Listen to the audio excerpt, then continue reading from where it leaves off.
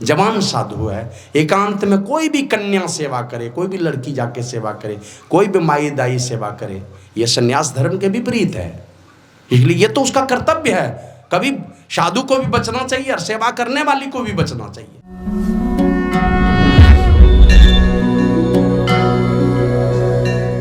भगवान बुद्ध ने दूर से ही रोने की आवाज सुनी और भगवान बुद्ध इतनी प्रकाश की वर्षा किए, इतनी प्रकाश की वर्षा किए कि वो लड़की, स्वर्ग की कन्या और भगवान बुद्ध दोनों आमने सामने हो गए। देखते हैं ना, 5-7 सेल का टॉर्च से रोशनी मारते तो लगता है एकदम निकट में आ गया, एकदम झक्काझक रोशनी कर देता है। उसी प्रकार भगवान बुद्ध ने इतनी प्रकाश की वर्षा की कि वो लड़की और भगवान बुद्ध दोनों आमने सामने हो गए। और तब पूछते हैं भगवान बुद्ध, पुत्री क्यों रोती हो, क्यों रोती हो बताओ? और रोने लगी जार बेजा। तो भगवान बुद्ध ने समझ लिया और वो कहते हैं, पुत्री मेरे पुत्र ने तुझे सेवा से मना कर दिया इसलिए तुम रोने लगी। माना भिक्षु महाकाश्यप ने रोक दिया था उनको, इसलिए तुम रोने लगी। अरे ये तो उसका कर्तव्य था, लेकिन तुम्हारा क्या कर्तव्य है? कर्तव्य था भगवान बुद्ध क्यों कहे, मन वो साधु है, जवान साधु है, एकांत में कोई भी कन्या सेवा करे, कोई भी लड़की जाके सेवा करे, कोई भी माई दाई सेवा करे, यह संन्यास धर्म के विपरीत है। इसलिए ये तो उसका कर्तव्य है। कभी साधु को भी बचना चाहिए और सेवा करने वाली को भी बचना चाहिए। पूज्य बाबा के कमरे में जाते थे, कोई माँ बहन अकेले में जाती थी तो डांट देते, भागो यहाँ से, जाओ, कोई है नहीं तुम्हारे साथ में, डांट देते थे। इसका मतलब नफरत का भाव नहीं था उनके लिए भी प्यार था, लेकिन एक मर्यादा है माताओं बहनों के लिए। तो कहा ये तो उसका कर्तव्य था, लेकिन तुम्हारा क्या कर्तव्य है? और भगवान बुद्ध ने उस लड़की के माध्यम से दुनिया के लोगों को कर्तव्य का बोध कराया है। वो कहते हैं हर मानव को अपने मन, अपनी बुद्धि, अपने चित्त और अपने विचार को सदैव पुण्य कर्म में डुबा करके रखना चाहिए।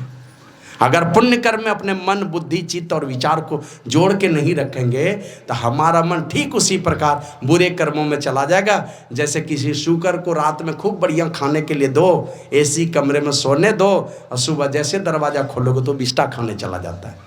उसी प्रकार हम लोगों का मन है, अगर बार बार पुण्य कर्म में, सत्कर्म में डुबा करके रखेंगे, अपने विचार को सत्संग में जोड़ करके रखेंगे तब तो ठीक है, और नहीं तो छुट्टी जरा सा दीजिए, बस करेगा वही काम जो कल किया था, बार बार उल्टे पुल्टे विचारों में।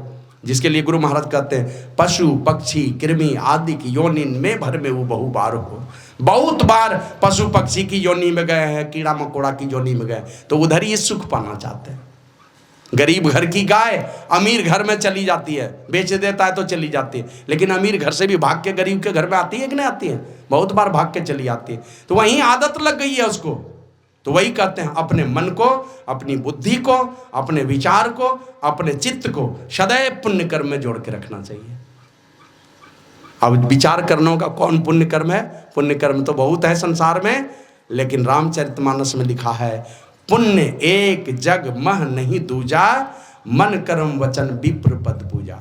ब्राह्मण के चरणों में प्रेम, वेद का ज्ञाता जो है ना, वेद मार्ग पर चलने वाला जो लोग है वो ब्राह्मण है। ये नहीं कि दारू मांस खा करके उल्टे पुल्टे रास्ते पर चलता है, वो कभी ब्राह्मण नहीं हो सकता, कभी नहीं हो सकता। तो जो वेद मार्ग पर चलने वाला है, ऐसे लोगों की सेवा करना दुनिया का सबसे बड़ा पुण्य कर्म है। और ऐसे ऐसे पुण्य कर्म जब जुड़ते जाएंगे आपके जीवन में, जुटते जुटते जुटते पुण्य पुंज बिनु मिलहि न संता। जब पुण्य का पुंज होगा तो संत मिलेंगे। तो विचार करना होगा कि दुनिया का सबसे बड़ा पुण्य कर्म क्या है? कहा कि जो ब्रह्मवेत्ता पुरुष हैं उनकी सेवा करना और परमात्मा की भक्ति करना, ये दुनिया का सबसे बड़ा पुण्य की श्रेणी माता। आप चापाकल गड़वा दीजिए कि कुआं खुदवा दीजिए कि धर्मशाला बनवा दीजिए, ये भी पुण्य कर्म है, लेकिन दुनिया का सबसे बड़ा पुण्य कर्म है परमात्मा की भक्ति करना। और यही परमात्मा की भक्ति करने के विषय में अभी हम लोग ब्रह्मवादियों का विचार सुन रहे थे। काकभूषुंडी जी और गरुड़ जी का संवाद है।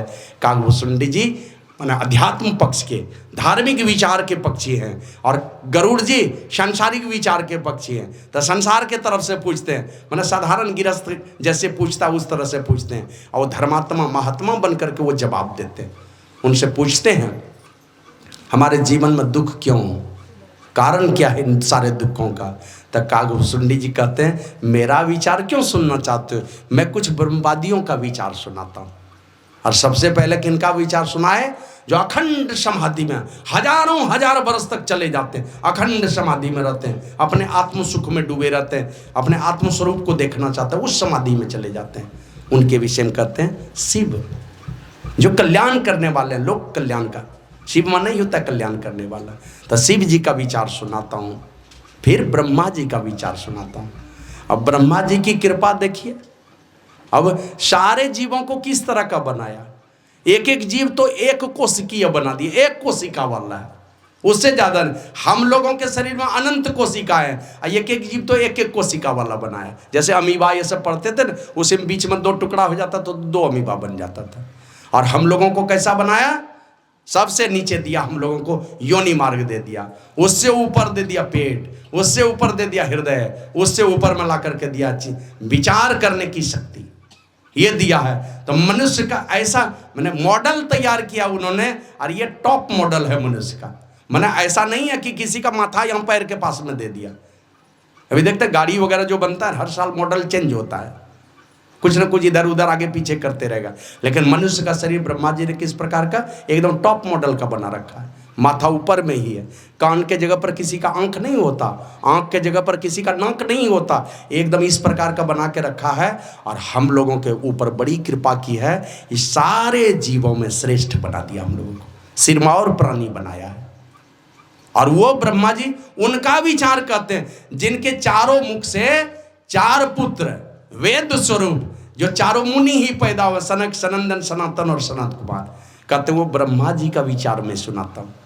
फिर शिव, अज और सुख माने सुखदेव मुनि, जहाँ हजारों हजार ऋषि मुनि जहाँ पर थे, जहाँ गुरु वशिष्ठ जैसे महात्मा बैठे थे। अब गुरु वशिष्ठ की आयु कितनी है जानते हैं? सतयुग में भी देखा गया, त्रेता में भी राम जी के समय में देखा गया, द्वापर के अंतिम में भी देखा गया गुरु वशिष्ठ को। जिस समय राजा परीक्षित को कथा सुना रहे थे ना, उस कथा में भी गुरु वशिष्ठ बैठे हुए थे। और राम जी के 39 पीढ़ी के जो राजा हुए राम राज में, सबके गुरु हुए हैं, वो सबको राजनीति की शिक्षा देते थे ये गुरु वशिष्ठ, वो बैठे हुए थे वहाँ पर। लेकिन कथा किसने सुनाई राजा परीक्षित को? वो थे सुखदेव मुनि, जो सबसे कम उम्र का था। तो कहते मैं सुखदेव मुनि का विचार सुनाता हूँ। और सनकादिक मैंने सनक, सनंदन, सनातन और सनत कुमार, ये ब्रह्मा जी का 4 पुत्र थे। अब थे तो बाल स्वरूप में, चले गए एक दिन घूमते हुए स्वर्ग लोक, गए विष्णु लोक, और वहाँ विष्णु भगवान के 2 द्वारपाल थे। क्या नाम था? जय और विजय। द्वार पर खड़े थे, सम्मानजनक बात नहीं बोला वो दोनों, तो गुस्सा के कहा कि तुम स्वर्ग में कैसे चले आए? तुम तो मनुष्य से मृत्यु भुवन में भी रहने लायक नहीं हो, ये स्वर्ग में तुम कैसे आ गए? जाओ मैं तुमको शाप देता हूँ, तुम साधु संत का सम्मान करने नहीं जानते हो, मैं तुमको शाप देता हूँ, जाओ तुम राक्षस के जोनी में जाओगे। मनुष्य के शरीर में भी नहीं भेजा, कहा तुम राक्षस के शरीर में जाओगे। है स्वर्ग में, और वो भी विष्णु भगवान का द्वारपाल है, और उसको भेज दिया यहाँ राक्षस जोनी में, रावण और कुंभकर्ण बन करके चलाया, और बोला 3 जन्म तक बार बार तुमको राक्षस बनना पड़ेगा। ये थे सनकादिक मुनि। और उसके अलावे नारद मुनि की बात, जिनके विषय में जानते हैं, दासी का पुत्र था, साधु संतों की संगति में गए तो देवर्षि बन गए, देवताओं के ऋषि हो गए, देवर्षि नारद हो गए। वो जो अबाध गति से चलते रहते थे सारे भुवनों में जिनकी गति थी।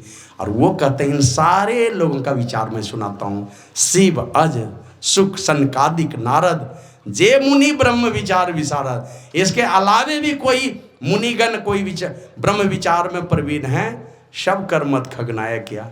ए खगनायक, ए पक्षियों के राजा, सब का एक ही मत है, दुखों का निदान चाहिए। सब ने एक ही मत दिया है कि करिए राम पद पंकज नया, राम के चरण कमलों में प्रेम करना चाहिए। मन कन कन में जो रमन करने वाले जो परमात्मा हैं उनमें प्रेम हो। और प्रेम कब? तो हमारे गुरु महाराज कहते हैं यही मानुष दे समैया में करूँ परमेश्वर में प्यार, कर्म धर्म को जला खाक कर देंगे तुमको तार। का परमेश्वर में प्रेम करो। किस कब होगा प्रेम? तो कहते हैं तहाँ जाओ जहाँ प्रगट मिले हुए तब जानो है स्नेह। बहुत प्रेम है माँ से, बहुत प्रेम है पिता से, अब प्रगट में कभी मिले ही नहीं, असली प्रेम नहीं हुआ। तहाँ जाओ जहाँ प्रगट मिले हुए, प्रगट में मिल जाए, साक्षात दर्शन हो जाए, इस प्रकार का दर्शन हो। कब होगा? गुरु महाराज लिखते हैं, घटतम प्रकाश व शब्द पट त्रय, जीव पर है छा रहे कर दृष्टि अरुध्वनि, योग साधन ये हटाना चाहिए, इनके हटे माया हटेगी, प्रभु से होगी एकता, फिर द्वैतता नहीं कुछ रहेगी, असमन दृढ़ चाहिए। ले चलिए अपने आप को वहाँ पर, प्रत्यक्ष में दर्शन हो जाए। तो इसके लिए हमारे गुरु महाराज तो लिखते हैं, स्थूल सूक्ष्म कारण महाकारण, कैबल्य हो के पार, सुषमन तिल हो पिलतन भीतर, होंगे सबसे न्यार, ब्रह्म ज्योति ब्रह्म ध्वनि को धरी धरी, ले चेतन आधार, और तन में पील पांचों तन पारा, जा पाओ प्रभु सार। पांचों शरीरों को पार चलो, 4 जड़ और 1 चेतन शरीर को पार चलो, और उस पार जाने के बाद ही उस अपरंपार परमात्मा का दर्शन होगा। इसलिए कहते हैं उस परमात्मा की भक्ति करो, उन परमात्मा के चरणों में प्रेम करो, राम के चरणों में प्रेम करो। यही सारे ब्रह्मवादियों का विचार है। और श्रुति पुराण सदग्रंथ कहाई, का ये खाली ब्रह्मवादी लोग नहीं कहते हैं, वेद का भी मत यही है, सारे पुराणों का भी यही है कि रघुपति भगति बिना सुख नहीं, जब तक उसकी भक्ति नहीं करोगे सुख नहीं मिलेगा। माने हमारे और आपके जीवन में दुख का लेस मात्र भी है, इसका मतलब है कि हम राम के सम्मुख नहीं हैं, हम राम से विमुख हैं। जब तक ये विमुखता बनी रहेगी, परमात्मा से हम दूर रहेंगे तो दुर्जन बन के रहेंगे, परमात्मा निकट होंगे तो सज्जन बन के रहेंगे। जब तक निकट ना है, कभी कभी हंसी मजाक के तौर पर हम लोग कहते हैं कि बस गाड़ी में जब हम लोग चढ़ते हैं, कहाँ पर बैठना चाहते हैं? श्री सद्गुरु महाराज की जय। जब किसी बस गाड़ी में बैठते हैं, टिकट कटा लिए, कहाँ बैठना चाहते हैं? किधर? बिना टिकट वाला तो ऊपर भी भेज देता तो चला जाएगा, लेकिन टिकट अगर लिए हैं तो कहाँ बैठना चाहते हैं? ड्राइवर के अगल बगल वाली सीट पर। काहे बैठना चाहते हैं? वहाँ हिलडोल कम है, जर्क है कम, और ड्राइवर से जितना पीछे बैठिएगा, जितना दूर में, दिन भर हिलते रहिएगा। किसी को तो उल्टी हो जाती है, इतना पीछे मगर दे दिया, और कहीं चक्का के ऊपर दे दिया, तब वही चक्का है इस संसार का दुश्मन, संतुष्ट आदमी। वो दुष्ट के संग में अगर चले गए तो पता नहीं आपके जीवन को क्या क्या करते रहेगा। मतलब चक्का के ऊपर जब बैठते खाली उछल कूद होते रहेगा। तो इसलिए सब लोग चाहते हैं ड्राइवर के बगल में। और ये जो हम लोग अपने जीवन में देखते थे ना, पिताजी लोग गेहूँ जौ ये सब दौनी करते थे, तो दौनी करते थे, बीच में कुट्टा गाड़ दिए, चारों तरफ गेहूं पसार दिए, और 4-5 बैल इससे उससे मांग के दौनी करते थे। और दौनी करके जब चले जाते तब बच्चा लोगों का खेल देखे थे ना, खुट्टा पकड़ के खूब घूमता था, लेकिन ख्याल रखता था कहीं खुट्टा नहीं छूट जाए। और खुट्टा छूटा तो 4-5 पलटनियाँ लेता था बच्चा लोग। तो वही है परमात्मा। कहते हैं काकभूषुंडी जी, श्रुति पुराण सदग्रंथ कहाई, रघुपति भगति बिना सुख नहीं। जब तक परमात्मा की भक्ति नहीं करेंगे सुख नहीं मिलेगा। अब बहुत सारा उदाहरण दे करके उन्होंने समझाया। वो कहते कमठ पीठ जा मही बरूबारा। कमठ मने कछुआ, उसके पीठ पर बाल जमावे। कछुए के पीठ पर बाल नहीं जमता, मारिए हथौड़ा से खटखट आवाज आएगी, बड़ा टाइट होता है। वो कछुआ है, उसके पीठ पर बाल नहीं हो सकता। और बंध्या सुत बरू काहू ही मारा, बांझ का बेटा किसी को मार नहीं सकता। बांझ मैंने बेटा हो जाएगा तो बांझ कहाँ से रहेगी? मैंने बांझ का बेटा किसी को मार डाले। और फूल नहीं नभ बरू बहु विधि फूला, आसमान में बहुत तरह के फूल फूले। अरे गमला में तो फूलता ही है, बाहर फुलवारी में, घर के अंदर भी फूल फूलते हुए देखे होंगे। अभी तो बहुत फूल लगाते हैं घर के अंदर, लेकिन आसमान में कोई फूल फूले ऐसा नहीं हो सकता। काकभूषुंडी जी कहते हैं सारी अटपटी बातें, उल्टी बातें, ये सब सीधी हो जाए, मैंने सब अनहोनी बातें होनी हो जाए तो हो जाए, लेकिन परमात्मा की भक्ति के बिना हम सुख नहीं पा सकते। जीवन लह सुख हरि प्रतिकूला, परमात्मा के प्रतिकूल रहेंगे, उल्टे दिशा में चलेंगे। जिधर परमात्मा है उधर नहीं चलेंगे, उनके उल्टे दिशा में चलेंगे, प्रतिकूल दिशा में चलेंगे,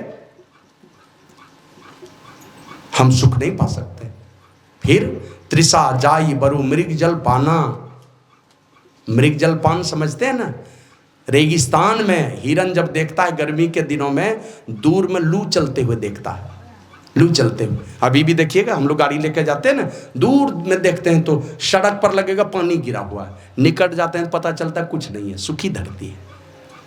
तो वो लू चलते हुए देखता है हिरन, उसको पानी समझ करके दौड़ के जाता है, प्यास नहीं बुझती है, उलट के देखता है, फिर दूर में देखता है, फिर लू चलते हुए देखता है, तो वहां दौड़ के हिरन चला जाता है। मतलब दौड़ दौड़ करके हाँपते हाँपते वो मर जाता है, प्यास नहीं बुझती। कागभूषुंडी जी कहते हैं उसी को पीने से तुम्हारी प्यास दूर हो जाए, मृग तृष्णा का जल पीने से। तृषा जाई बरु मृग जल पाना और बरु जामहि ससीस विषाना। खरहे के माथे पर सिंह हो जावे। गाय को, बैल को तो क्या कहते हैं, बकरा बकरी को, घोड़ा को तो देखे होंगे सिंह, कहते खरहे के माथे पर सिंह हो जावे। खरे को सिंह होता है क्या? ये सब उल्टी बातें हैं। बरु जामई ससीस विषाना और अंधकार बरु रवि ही नसावे। अंधकार ही सूर्य का नाश कर दे, जबकि संभव ही नहीं है अंधकार सूर्य का नाश कर दे।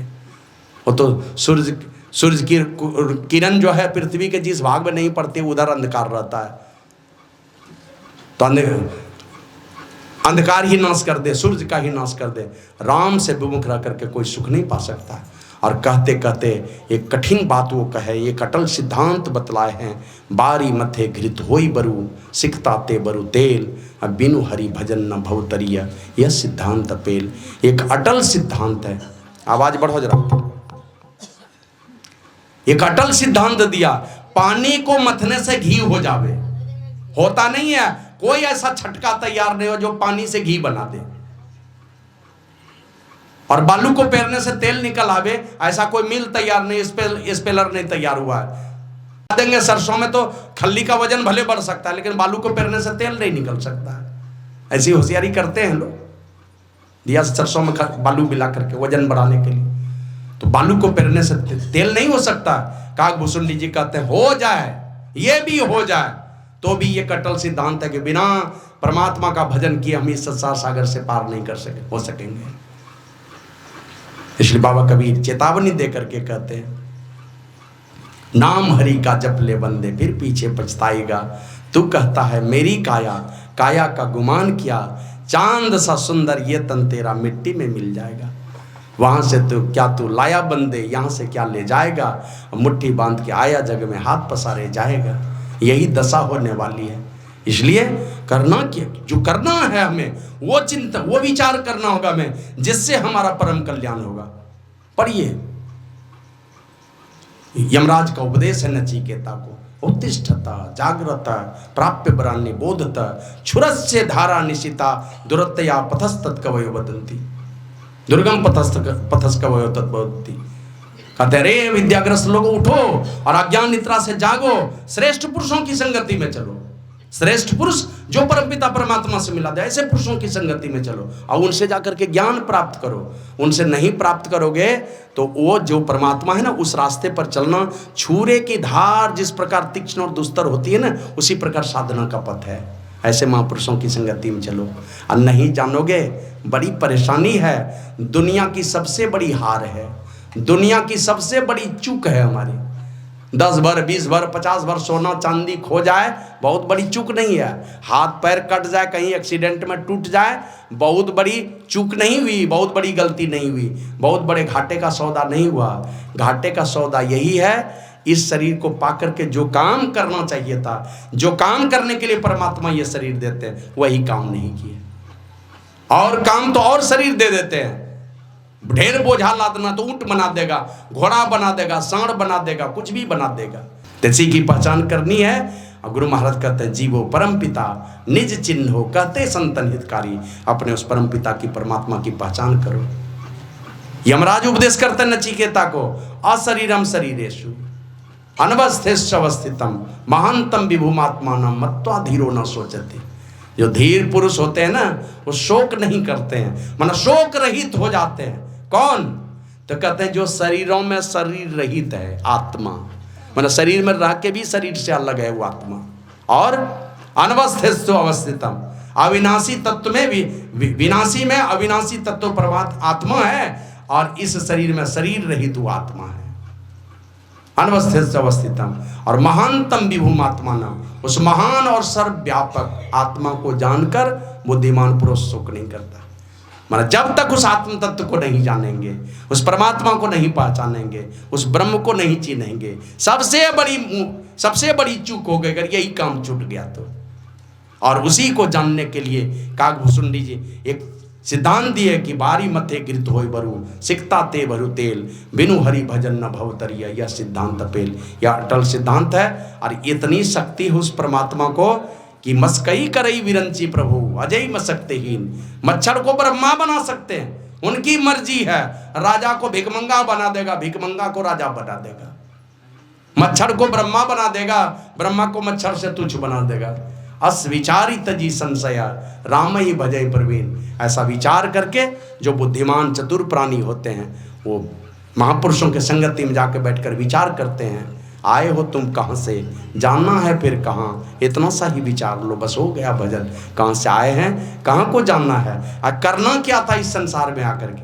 आए इस संसार में अंधकार ही अंधकार, जाने लगे संसार से अंधकार ही अंधकार। यही करने के लिए आए थे दुनिया में, कुछ तो विचार करना होगा।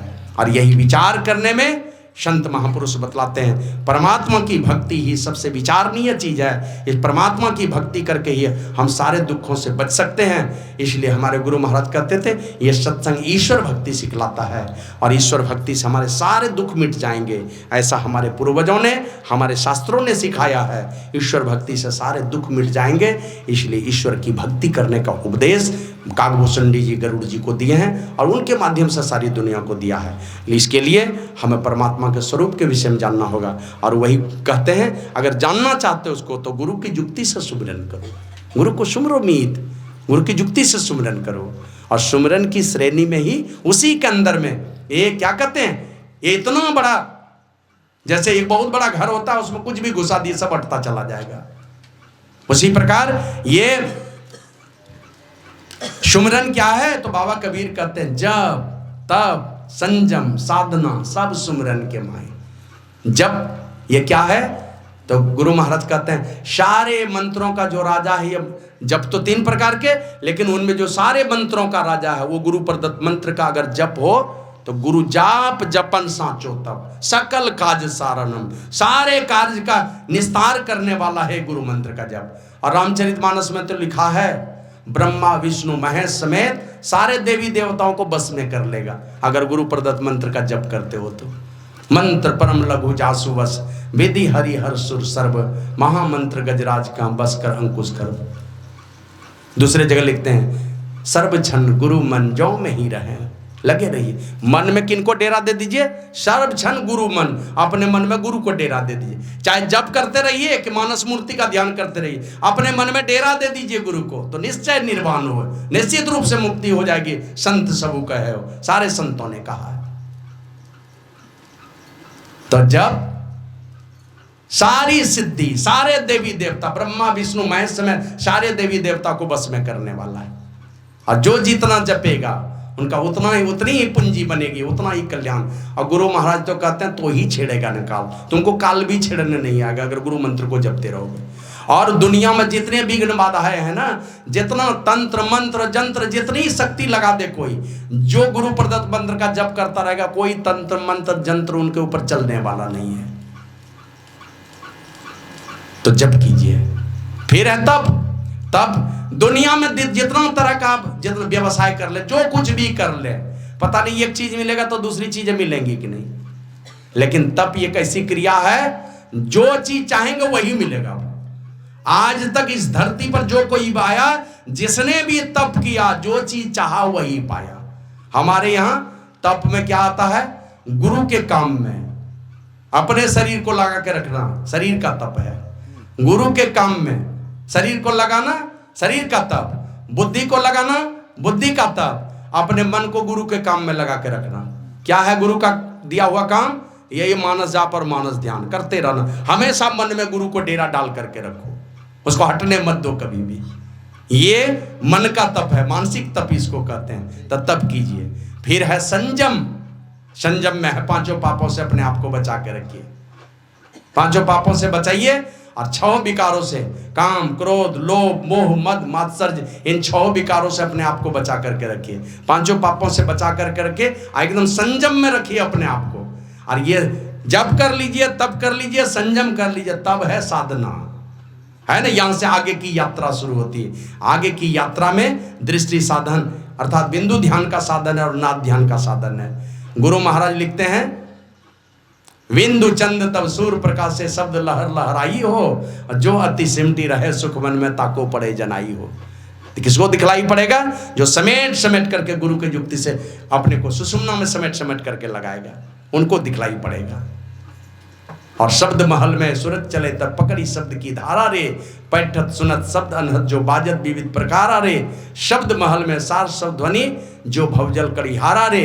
साही सूरत लगे तासो तब सदगुरु सैन सहारा रे। सदगुरु की कृपा होती है, अंतर में परमात्मा अनहद नाद को सुनता है, आहत ध्वनि को सुनता है, बाद में परमात्मा की ओर से आने वाली अनाहत ध्वनि को सुनता है, राम नाम को सुनता है, सार शब्द को सुनता है। वो ब्रह्मनाद है और उसी नाद को पकड़, उस शब्द को पकड़ करके हमारी सूरत उस परमात्मा को प्राप्त कर लेती है। माना वो शब्द ही सूरत को खींच करके परमात्मा के पास ले जाता है। गुरु महाराज कहते मैं ही हो सकोगे, जाओगे वही पार। चारों जड़ और एक चेतन शरीर के पार चल करके ये साधन करोगे तो हम प्रभु प्रभु हम एक ही वही, द्वंद्व द्वैत रहे नहीं कोई। मैं ही ऐसी आरती कीजिए, भव मह जन्म बहुरी नहीं लीजिए। इस क्रिया में जो प्रवीण हो गए फिर इस संसार में लौट करके आना नहीं पड़ता है। बीच में शरीर छूटा, उत्तम स्वर्ग लोग जाएंगे, लौटेंगे तो बढ़िया कुल परिवार में जन्म होगा। दोनों ही हाथों में लड्डू है। ये काम हमें करना है, सब लोगों को इनसे सीख लेनी चाहिए। विशेष ना करके एक छोटी बात अंतिम में, वो यही एक बार भरत ने पूछा अपने भैया श्री राम से, भैया ये बताइए आप जब वन से लौट के आए तो कैकेयी को कोई दंड क्यों नहीं दिए? तो भगवान श्री राम कहते भाई भरत, मैं उस माँ को कष्ट दूं, दंड दूं जिसने तुम्हारे जैसे भक्त को पैदा किया है, मैं उनको दंड दूं? तो भरत ने कहा कि भैया ये तो आसक्ति वाली बात बोल रहे हैं। ये माँ बेटे में मोह नहीं होता, उसी मोह के वशीभूत होकर के बोल रहे हैं। राजा के नाते बोलिए, आप राजा हैं राजा, आप दंड क्यों नहीं दिए माँ के को? तो वही कहा कि भाई भरत, जिस खानदान में तुम्हारे जैसा कोई भक्त पैदा हो जाता है ना, वो अपने माता पिता और पूर्वजों के बहुत सारे पापों का प्रायश्चित कर लेता है। बहुत कष्ट देता है कोई भक्ति संसार में आकर के अपने आप को। गुरु महाराज को क्या जरूरी था इतना तपाना अपने आप को, बिना स्तुति प्रार्थना किए हुए अन्न जल नहीं ग्रहण करते? क्या जरूरी है उनको? कष्ट देते रहे भक्तों के खातिर, जहां तहां दौड़ बैठो। श्री सदगुरु महाराज की जय। का जिस खानदान में तुम्हारे जैसा भक्त कोई पैदा हो जाता है, अपने माता पिता समेत अपने पूर्वजों के बहुत सारे पापों का प्रायश्चित कर लेता है वो। फिर कष्ट दंड किनको दूं? तुम्हारी क्या गलती थी जो 14 वर्ष तक नंदीग्राम में डेरा डाल करके रहे, तपस्वी बन करके ब्रह्मचर्य का व्रत का पालन करते रहे और शरीर को कष्ट देते रहे? क्या गलती थी? और हम लोग अगर जाने प्रहलाद की क्या गलती थी जो हिरण्यकशिपु ने इतना दंड दिया, अब प्रहलाद सहता रहा। तो माता पिता और पूर्वजों के बहुत सारे पापों का प्रायश्चित कर लेता है जब कोई भक्त आता है किसी खानदान में। और ऐसे भक्तों के भक्ति के प्रताप से लिखा है, पुराण पौराणिक चर्चा है, उसमें लिखा है कि जब किसी भी खानदान में कोई भक्त बालक हो जाता है और इस प्रकार का आध्यात्मिक आयोजन कहीं पर होता है, तो यमराज की उपस्थिति में आते हैं सप्त ऋषि, और इनके खानदान के जो भी पूर्वज चाहे जिस लोक में पड़े हैं ना, सबको आदर के साथ बुलाया जाता है और बुला करके सारे पूर्वजों को सम्मानित किया जाता है। करेंगे एक माँ के नाम पर, एक दादी के नाम पर, एक पिताजी के नाम पर किसी साधु महात्मा को बुलाएंगे, आध्यात्मिक आयोजन करेंगे। कहते हैं एक के नाम पर करेंगे और सारे पितर योनि में पड़े हुए जहां जहां जिस लोक में पड़े हैं ना, उन सब को बुलाया जाता है यमराज के सामने में, और सप्त ऋषि वहां पर आते हैं और सप्त ऋषि के सामने में उनको सम्मानित किया जाता है, आदर दिया जाता है उनके पूर्वजों को।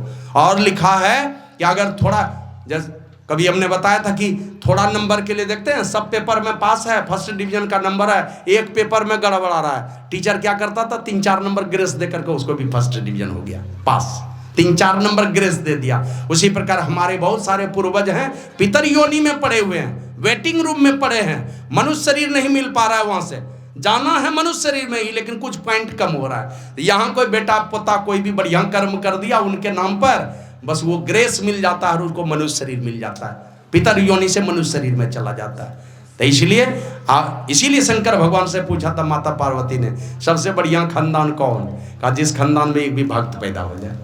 शंकर भगवान का यही जवाब था, सो कुल धन्य ओ मां सुनो जगत पूज्य सुपुनीत, श्री रघुवीर परायण जही न रूपज विनीत। जिस खानदान में परमात्मा के एक भी भक्त पैदा हो जाए, बेटा या बेटी, वो खानदान धन्य है, परम पवित्र है और संसार में पूजनीय है वो खानदान। तो आवश्यकता है कि खानदान में एक भी बेटा बेटी जो भी है सब लोगों को धर्मात्मा बन के रहना चाहिए, पुण्यात्मा बन करके रहना चाहिए। पुण्यात्मा बेटा बेटी के पुण्य के प्रताप से किसी भी योनि में पड़े हुए, अगर मेरे माता पिता अगर कहीं किसी अधोगति के शिकार हो गए, अगर मेरे ऊपर परमात्मा की कृपा होगी तो मेरे ऊपर अगर अनुग्रह करेंगे तब हम कहाँ कहाँ दुखी हैं किस काम को लेकर के, उन सारे दुखों का निवारण होगा। तो मेरी माँ और मेरे पिता भी किसी अधोगति में पड़ के नहीं रह सकते, क्योंकि मेरे जैसे भक्तों के भक्ति में उद्यम हो जाता है, आपके जैसे भक्तों के भक्ति में उद्यम हो जाता है। तो आवश्यकता है खान पान की शुद्धि रखिए, साधु संतों से प्रेम रखिए और उनसे शिक्षा दीक्षा सीख करके आप नियमित रूप से त्रैकालिक संध्या कीजिए, सात्विक विचार में रहिए, संयम साधना में, अपने संयम में, तप में, जप में अपने को बरतते हुए जो अंतिम साधना वो साधना भी करें। लेकिन इन काम में वही सफल हो पाता है जो सदाचार का पालन करता है। जवान लोग ब्रह्मचर्य का पालन करें, जो बुजुर्ग लोग हैं वो पांचों पापों से अपने आप को बचा करके रखें। लोक में कल्याण, परलोक में भी आपका भला और सुख शांति में जीवन मिलेगा। यही आप लोगों की सेवा में सुनाया। बोलिए प्रेम से श्री सद्गुरु महाराज की जय। और अंत में मैं उस दादी माँ के लिए गुरु प्रभु से प्रार्थना करता हूँ, यद्यपि को सत्संगी थी, 20-21 मार्च को जो ऊर्जा नगर में सत्संग हुआ उसमें भी सत्संग में जाके वो बैठी थी, कुर्सी पर अमल चचा ले जाकर बैठा दी और दोनों दिन सत्संग सुनी है, एक पाली रोज दिन सुनी है। तो अंतिम समय तक भी सत्संग की ललक उनके अंदर में थी, सत्संग की लालसा थी, गुरु के प्रति प्रेम था। और देख लीजिए अंतिम समय तक रही और जब जाने की बारी याद कहते बेटा अब हमारा रमला जाए मन करे, तो आकर के जगह पर आकर के शरीर भी छोड़ी, बहुत ज़्यादा कष्ट झेलना नहीं पड़ा है। फिर भी हम गुरु प्रभु से प्रार्थना करते हैं यथा योग उनको सदगति प्रदान करते हुए अपनी चरण शरण में लगा लें और अपने तरफ से हम लोग आज के सत्संग का ये सारा पुण्य उन्हीं के नाम पर अर्पित करते हैं। श्री सद्गुरु महाराज। और जितने भी बुजुर्ग लोग हैं, बड़े लोग हैं, सबको नमन करते हैं, साधु महात्मा को नमन करते हैं, छोटे बच्चे हैं, बेटियां हैं, बहू हैं, सबको बहुत बहुत आशीर्वाद है। श्री सद्गुरु महाराज की जय।